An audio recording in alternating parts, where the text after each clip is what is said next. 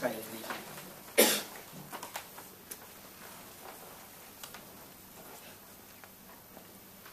Loving God, thank you for the promises, the challenges, the encouragements, and the wisdom that you give us through the words that your people have written down over the generations.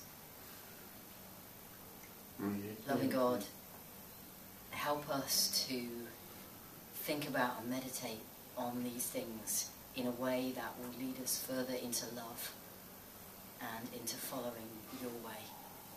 Amen. Amen. Have you ever started something with the highest hopes, the most wonderful imaginings of how it's all going to turn up, and over time you got totally discouraged? You know, life or other people or your own resources just, they got in the way, they didn't cooperate with this beautiful plan. Did you stick with it? Did you walk away?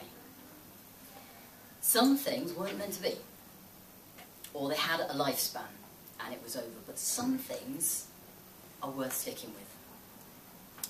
Through the rough bits, through the dull bits, through the totally frustrating bits.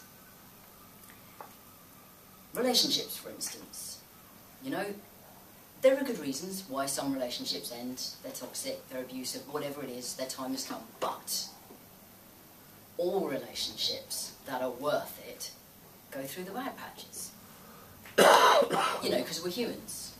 Discouragement happens, and all sorts of things in life. Nobody ever got a PhD, or did a really big craft project, or a fundraising run or cycle or something, without, in the middle of it, absolutely hating it and wishing they had never started. And I think that this reading from Luke tells us a lot about the church that he was writing for, the church around him at the time.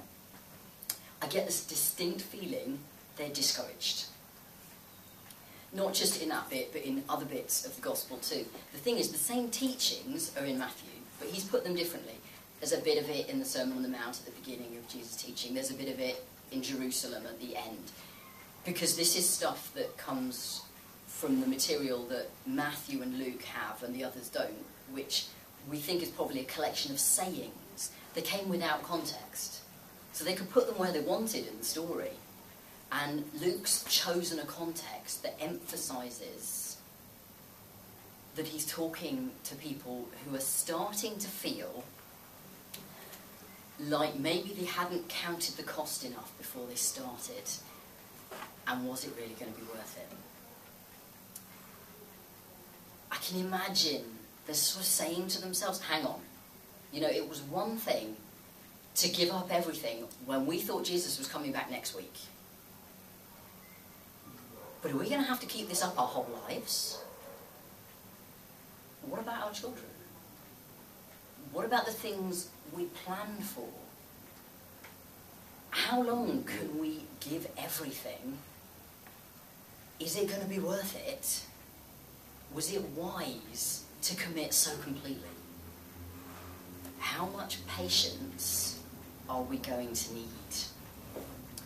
And if we're serious about faith, a lot. A whacking great lot of patience. A lot of keeping on when things are discouraging or frightening or we seem to not be getting anywhere. But if we stop when things aren't fun, whatever they are, we don't get anywhere and we'll have nothing to show for it when the time comes. You know, and you don't run a marathon. You just don't get up one morning and go, I'm going to run a marathon, and then you go and you do it and it's yay! Like, it won't be yay. After about the first half a mile, it won't be yay. That's why you train. Trust me, I've tried it. It wasn't pretty. But sometimes following Jesus feels like a marathon when no one has told you how far away the finish line is. And Jesus says we're not told. We're not told how long we've got. We're not told when or whether we're going to see results. Maybe someone else will reap where we have sowed. Images that Luke's using with the master coming back and the slaves waiting, it's not a familiar thing to us, but I sort of got a sense of it thinking about how I tend to prepare when I know I've got guests coming, like important guests, like in-laws and things, and the house has to be spotless and the sheets have to be crisp and the food has to be perfect, and that's fine if you know when they're coming. But if I've got to keep that up for weeks or months, that's a bit much, you know? Or maybe it's a bit like you've got an Ofsted inspection or a CQC inspection, that's the Care Quality Commission, coming, and they haven't told you when, but you know you're going to have one. And yeah, okay, you could do every day of your job as though it might be today, but you don't know. That's going to get exhausting. You're going to need some encouragement to keep going. Good news is, Jesus' assessments are totally just, which I won't necessarily say of any human agency. But it's normal in a human life. You've got your ups and your downs. Individual lives, the life of a community, history itself. It's not a steady uphill or downhill. It's like that. You have times of energy and times of being exhausted. You've got times of optimism and pessimism. You've got times of courage and times of total discouragement. Sometimes your efforts meet with every success and it's wonderful and it's great and it's all going the way you hoped it would for a while. It really feels like God's on your side. But then there's other times and you're wading through a bog. You're banging your head against a brick wall. You're putting in just as much effort, but nothing's happening. You're like, is God still on my side? Well, yeah. Of course God's still on. You're as beloved as you ever were. It just doesn't feel like it. It's life. Anyone who tells you that there is a way to constant success is selling you fairy gold, and it will be gone in the morning. Jesus knew. He says this. It's not all going to be wonderful. But we all start with great dreams, anyway.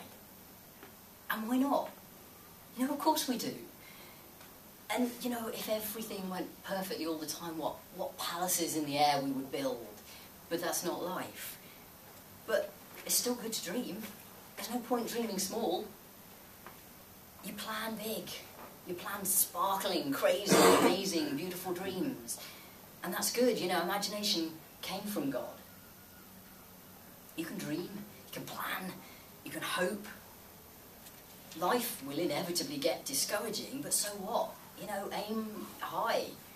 Humanity aimed for the moon for hundreds, maybe thousands of years. Hey, we got there. Next dream. MCC, dreams of justice. An end to inequality and oppression, an end to violence and abuse. That's a little higher than the moon. But we progress. We actually do. Not on our own, you know, as part of other local and global movements. Not all at once. But it is dreaming of the kingdom of heaven. That's what it is. That's what we're doing. And it's happening. Some people got a lot of energy and confidence from General Conference. Most of us weren't there. But I hope it spreads anyway. And afterwards, the moderator, Cecilia, sent a challenge to those who were there, to the churches. 3 things. Pray about the issue that concerns you most at the moment. Number 2, imagine what success will look like if the issue is addressed well. And then finally, decide what steps you personally are going to take to address it. Imagine what success will look like if it's addressed well. Dream your big, sparkling, crazy dreams. Dream locally, dream globally. Dream that your church grows and flourishes and creates change. Dream of true inclusivity. Dream that we will successfully tackle climate change. Dream that we will turn the tide of homelessness in this city. Then go to work. If we can imagine, if we can hope, if we can dream, then we can do. And we can decide to do. If you can dream and not make dreams your master, if you can think and not make thoughts your aim, if you can meet with triumph and disaster and treat those two impostors just the same. It's Kipling. We don't know when we're going to see results. And maybe the social and political climate right now isn't the most helpful, but it's ups and downs. It comes and goes. That's not the point. Progress in one thing, in laws, in structures or whatever, is good. It's ups and downs. But real change happens in people. If everyone had really changed with respect to racism, then governments and leaders couldn't have turned it round that fast. It was there and it was hidden. We changed by changing people one by one. And we can't impose change on people from the outside. That's not how it works. 3 C's: you can't change, you can't cure, you can't control. But you can help. You can not collude with it. You can facilitate change. You can be there with your example by living authentically and faithfully, by loving relationships.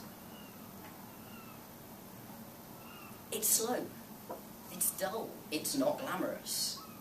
But the best things I will ever do will not be the exciting bits.